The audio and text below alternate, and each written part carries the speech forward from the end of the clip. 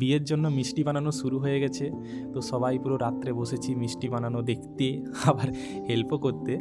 হ্যাঁ, ওই যিনি বানাচ্ছেন সে জেঠু আর একজন কাকু, সবাই মিলেই পুরো ফ্যামিলিগুলো মিলেই বানাচ্ছি। তো নমস্কার বন্ধুরা, তো কেমন আছো সবাই? তো শুরু করছি আজকের ব্লগ দাদার বিয়ের মিষ্টি বানানো নিয়ে।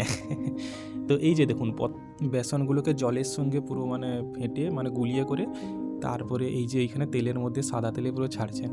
এইগুলো সেই দানা দানা দানা দানা তৈরি হবে, তারপরে চিনির রস তৈরি করা হবে, চিনির সিরাপে এগুলোকে চুবিয়ে পুরো লাড্ডুর আকারে সেভ দেওয়া হবে। মানে বেশ ইন্টারেস্টিং একটা জিনিস। তো ওটাই তুলে ধরার চেষ্টা করছি আপনাদের সঙ্গে। তো এই যে দেখুন, জেঠু এই যে ছাঁকছেন, আর একটা কাকু সে সবগুলো দিচ্ছেন, আর এখানে জেঠু পুরো ছেঁকে ছেঁকে এখানে ভর্তি করে রাখছেন।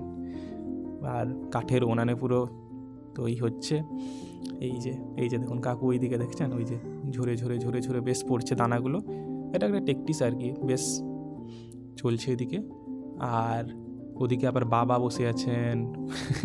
বাবা পর্যবেক্ষণ করছেন যে সব কিছু ঠিকঠাক হচ্ছে তো, সাইজগুলো ঠিকঠাক হচ্ছে তো, যে সব পরিমাণ কীরকম কী লাগছে ওই আর কি, যেটা বাবাদের কর্তব্য আর কি, সেটা তো আপনারা জানেন। বিয়ে পুরো এখানেই মনে হচ্ছে। দাদা বেচারা সে থেকে গেছে ডিউটিতে, মানে ওই চন্দ্রকোনা টাউনে। এখন সে তো আসতে পারছে না, ওখানের থেকে এখানে যে বিয়ে ভাবটা পুরো চলে এসছে। প্যান্ডেল হয়ে গেছে, হ্যাঁ প্যান্ডেলের ভিডিও আসবে আস্তে আস্তে। ও এই যে মা আবার এদিকে মা আবার বসে আছেন, সব কিছু দেখছেন। এই যে জলটা যেটা দেওয়া হলো চিনির সিরাপ তৈরি করার জন্য, ওটাও কিন্তু পুরো মেপে ঝেঁকে দেওয়া হলো। এখন এই যে চিনিকে ওজন করে করে পুরো দিতে হবে, মানে কত কেজি বেসনের জন্য কত কেজি চিনি, ওই আর কি। তো এগুলো মা ওজন করে দিচ্ছেন দাঁড়িপাল্লা নিয়ে। ওটা মায়ের আবার গর্ব যে মা এক হাতে কত 2.5 কেজি চিনি তুলতে পারছেন, ঠিক আছে।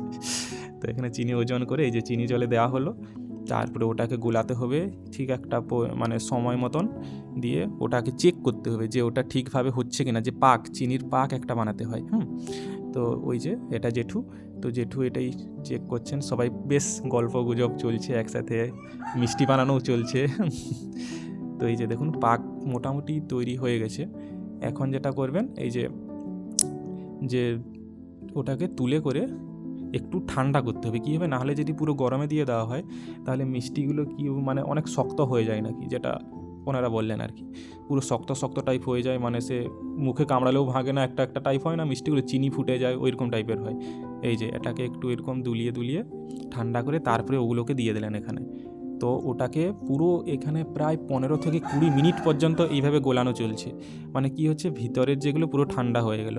তারপরে এই যে মাও বসে গেছেন কাজে, এই যে লাড্ডু বানানো পুরো হাতে হাতে রেডি। মানে হালকা হালকা গরম আছে, সেই গরমগুলোতেই করতে হবে। যদি পুরো ঠান্ডা হয়ে যায় তাহলে আবার ওটা ওই যে জুড়বে না আর কি, লাড্ডুর শেপে আসবে না।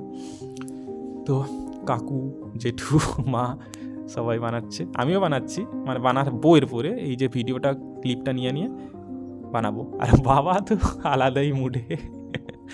তো এই যে বানানো চলছে, এতগুলো পুরো সবাই মিলে বানানো হয়ে গেছে। ওদিকে আবার রাখা আছে কিছু, আমি ক্লিপ নিয়ে আমিও এখানে কিছু বানাচ্ছিলাম মাঝখানে। তো এই যে দেখুন, দেখেছেন, মানে দেখতে খুব সোজা মনে হলেও ব্যাপারটা কিন্তু একটু জটিল, মানে যে সময়ের হিসাবগুলো নিলে।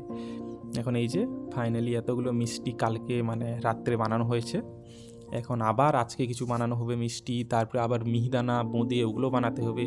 এগুলো কি হয়, ওই যে আশীর্বাদ অনুষ্ঠানে দিতে।